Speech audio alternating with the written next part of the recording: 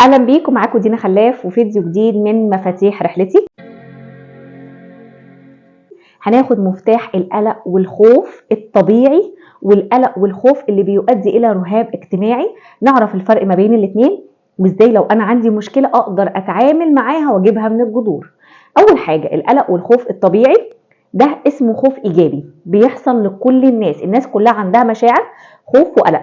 طب ده ليه بيحصل؟ ده عشان احنا عندنا دايما حاجة اسمها خوف مادي وخوف معنوي. خوف المادي اللي هو الخوف من الموت. فانا لما بيجي لي خوف ايجابي ده عبارة عن حاجة بتديني إشارة إن أنا في خطر، فلازم أهرب في اللحظة الحالية. زي ما اتعرضت مثلا لحيوان مفترس قدامي، فبيحصل زي إشارة الذهن مع الجسم إن أنا في اللحظة دي في خطر، فلازم أبدأ إن أنا أهرب، وإلا أنا مش موجود، أنا اتكلت خلاص. فده اسمه خوف إيجابي موجود عند الناس كلها. طب إمتى بقى أقول إن الخوف ده مرضي أو سلبي؟ لما بلاقيه بيأثر على حياتي، يعني مش عارف آكل ولا عارف أشرب ولا عارف أنام ولا عارف أقوم بسبب التفكير الكتير من المخاوف اللي جوايا.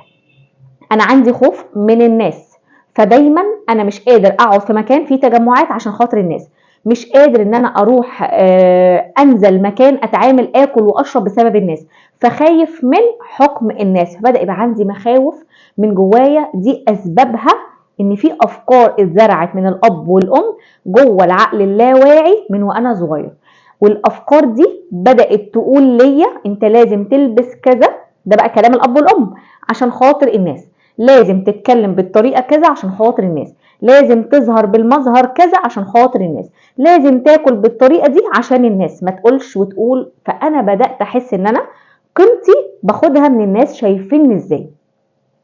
فده اتحط عندك برمجة في اللاواعي، وخلي بالك اللاواعي عندك مش بيعمل فلترة للكلام، يعني مش بيحلل الكلام ده صح ولا غلط، هو اتحط زي ما هو، فبدأ يتخزن عندك، فبدأ يخليك يبقى عندك المشاعر ده والسلوك اللي بينتج عنها ان انا ببدا اتجنب ده.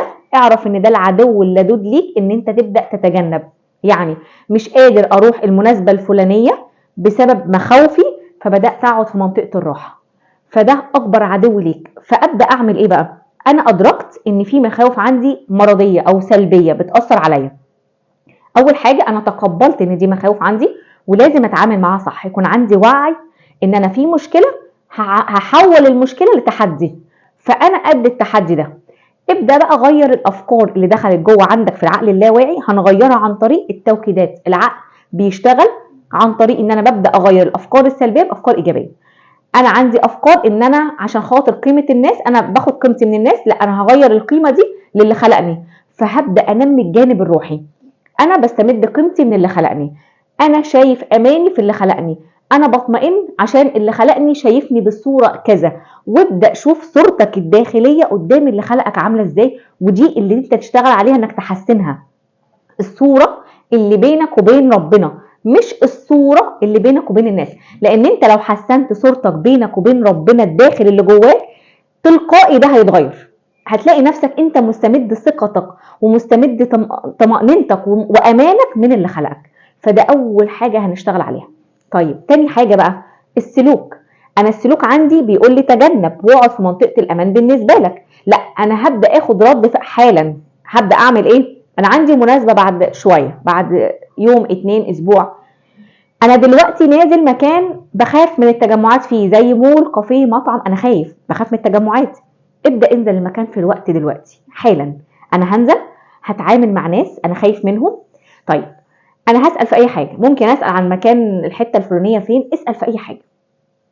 هتلاقي نفسك بدات وشك بيحمر، ضربات قلبك بقت سريعه، عايز تجري، عندك الم. كل الاعراض دي طبيعيه جدا بسبب ان في هرمون الادرينالين عندك بدا يفرز وبيقول لك ابدا اهرب. لا انا هبدا اعمل تنفس عميق، هاخد نفس عميق، هملى بين الرئتين، ابدا اقفله ثواني، ابدا اطلعه ببطء من انفي ببطء 7 مرات 7 مرات. هبدا الاقي نفسي انا هديت، وابدا اخلص ان انا بدل ما تفكيري كله عن الناس اللي حواليا وشايفيني ازاي، هم اصلا مش شايفينك. لان انت لو انت شايف الناس وشايف احساسهم ايه دلوقتي وشايف افكارهم ايه دلوقتي، يبقى هم شايفين ده. فانت ولا شايف افكارهم ولا عارف مشاعرهم، فبالتالي نفس القصة بالظبط. فانت مش محل او محط انظار الناس اللي حواليك. او انت مش متسلط الضوء عليك، اتعامل عادي خالص. خد الاطمئنان، خد التجنب ده، خلاص احنا خدنا ان هو عدو لينا، وبدات اتعامل معاه وغيرت السلوك وبدات اشتغل بالتوكيدات. فانا بشتغل على كذا جانب ليا وهقوي الجانب الروحي عندي. انا بدات احس ان المخاوف بدات تقل، فانا بدل ما المخاوف هي اللي مسيطره عليا، انا المسيطر على المخاوف.